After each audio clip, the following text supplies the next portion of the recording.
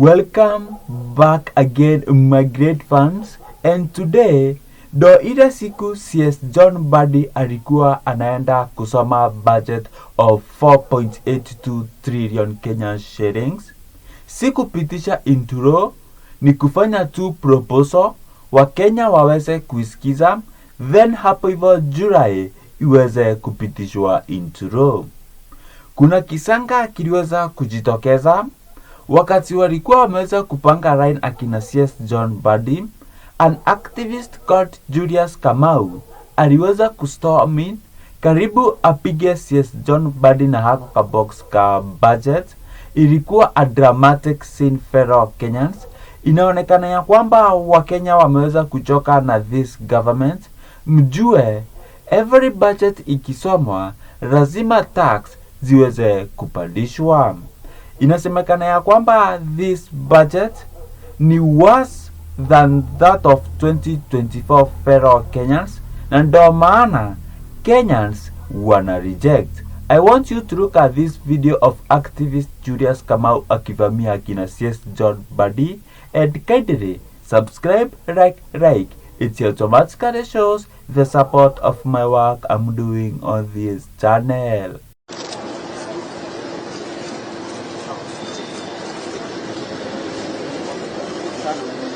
We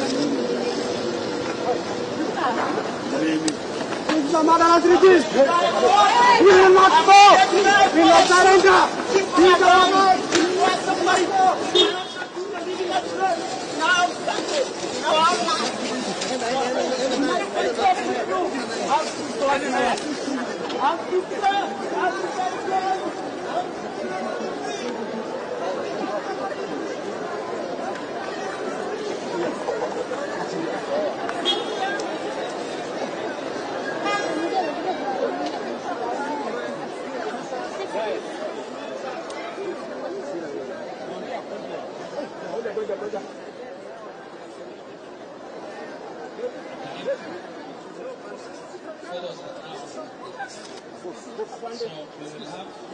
As you have seen fellow Kenyans, huyo ni Julius Kamau, hatimaye aliweza kushikwa. Huyo anakuanga activist, anakuanga tu akitetea wa Kenya. Now, Kenyans wameweza kuanalyze this finance bill, na inasemekana ya kwamba hii finance bill mazeni worse than that of 2024. And I want you to look at this video, vile finance bill inatupeleka this 2026.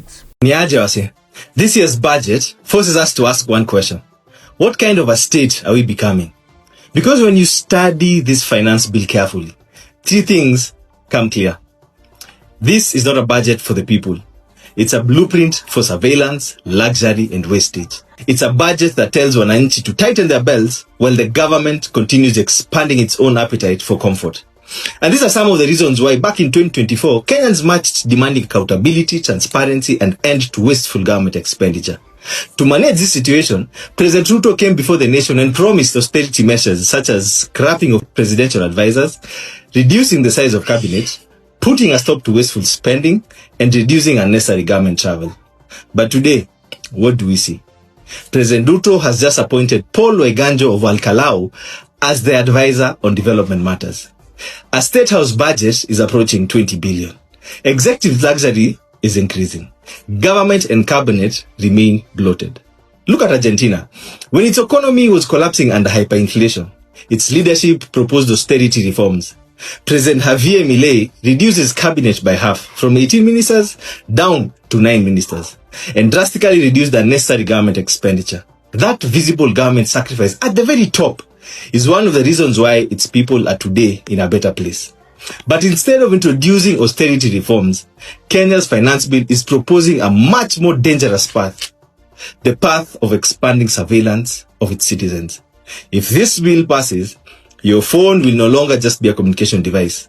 It will slowly become a tax surveillance tool. Kumaanisha, your transactions, pesa za biashara, mchango za chama, mazishi au hospitali will all be monitored by the government under the expanded financial monitoring and KRA's tax enforcement system.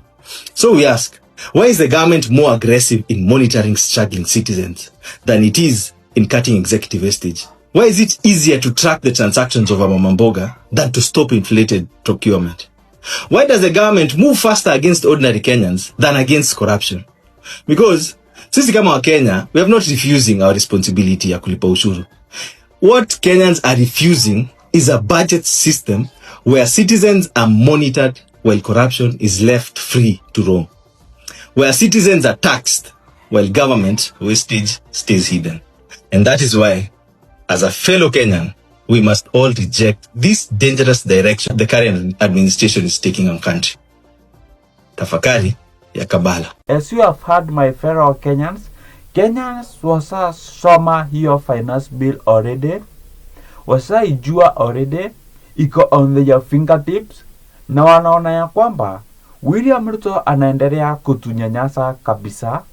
House levy bado iko, na mjue ya kwamba this house levy inatozwa kila mtu ambaye ana work pale hivyo kwa government, na yule ambaye ana earn salary of 30,000 and above.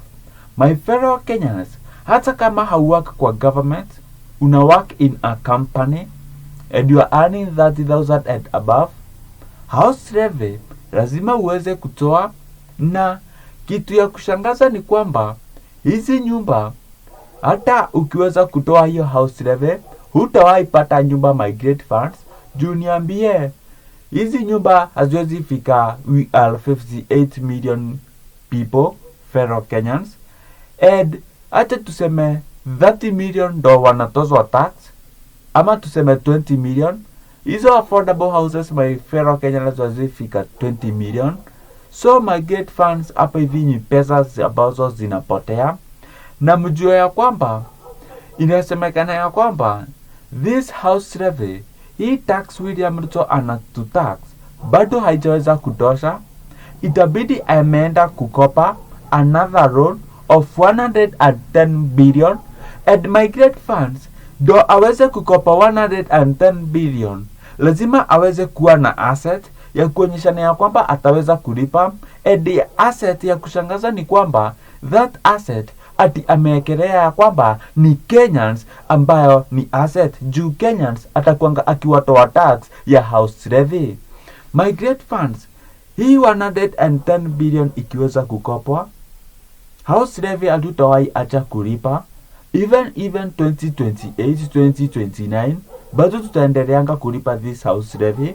Na hii ni mtego, and tunashindwa.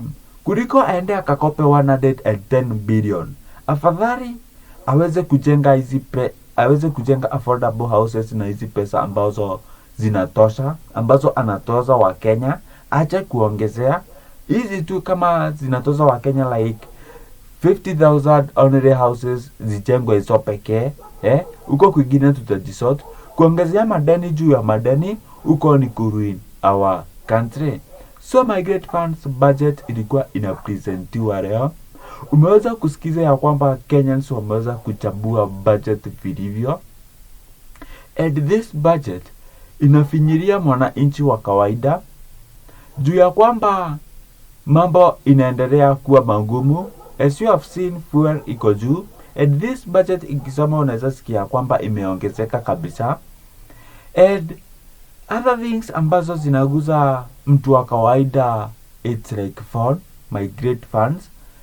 Bei ya phone enye ulikuwa unabuy 10,000 hautakuanga ukibuy 10,000, itakuanga ikikost like 14,000 Kenyan shillings. Na hii ni kuonyesha ya kwamba things are now going to be harder. Expect things to be harder. CSMBADI said that Kenyans tighten their belt, my fellow Kenyans. We tighten their belt. Juu mahali tunaelekea pabaya. Kuliko this government iweze kuweza kuorganize hii economy, wajenge this economy, wanatuambia to tighten the belt manze. Kuliko waweze kusuruhisha, waweze kupull down, wanatuambia tuweze kutighten the belt. It's so sad. And this finance bill inaonekana ya kwamba this one will was more than that of 2024. Now, Kenyans are protesting today. Many Kenyans are on the streets. Others are being arrested by migrate funds. because of this finance bill hatutaikubali. And ni kitu ya kushangaza juu ya kwamba this finance bill inakuja kupresentiwa na CS John Mbadi today, and the same day William Ruto is out of the country.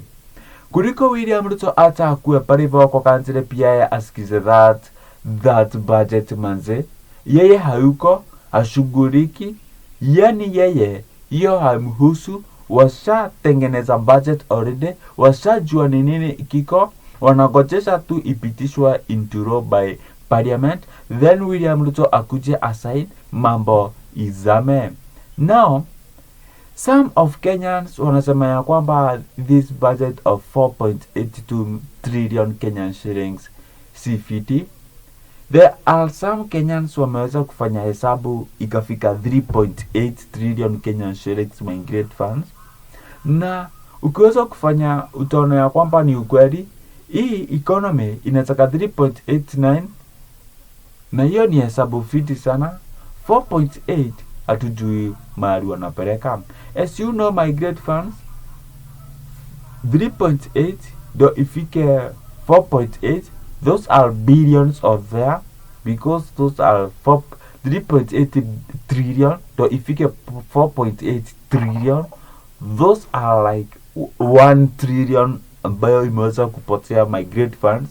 Na usicheze about 1 trillion fellow Kenyans ikiwa imepotelea na these fellow leaders. So migrate funds, hivyo ndivyo mambo ilivyo. I will keep updating you what will be happening on this finance bill. Kenyans are marching on the streets saying they must reject. Keep subscribing, liking this video so that it can be recommended to better people, and also share your opinion here down. Till we meet next time again, thank you.